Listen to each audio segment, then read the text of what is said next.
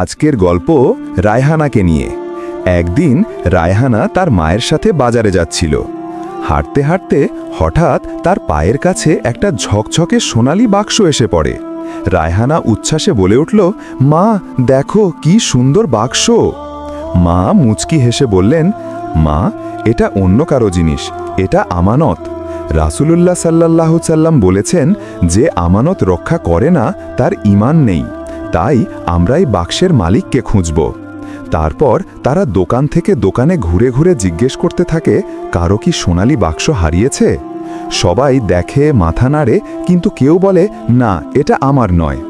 হঠাৎ এক বুড়ো দোকানদার দূর থেকে চিৎকার করে উঠে বললেন, আলহামদুলিল্লাহ, এটা আমার বাক্স।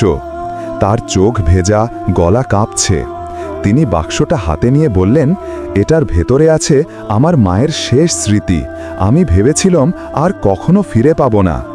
দোকানদার রায়হানার মাথায় হাত রেখে দোয়া করে বললেন, মা তুমি আমার কাছে দুনিয়ার সবচেয়ে দামি জিনিস ফিরিয়ে দিলে। আল্লাহ তোমাকে জান্নাত দান করুন।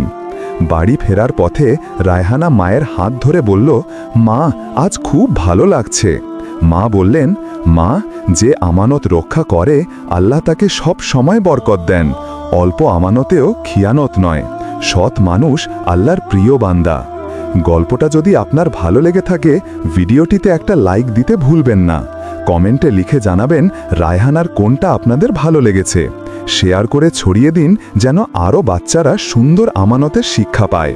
আর এমন ইসলামী সুন্দর গল্প নিয়মিত পেতে চ্যানেলটাকে অবশ্যই সাবস্ক্রাইব করবেন।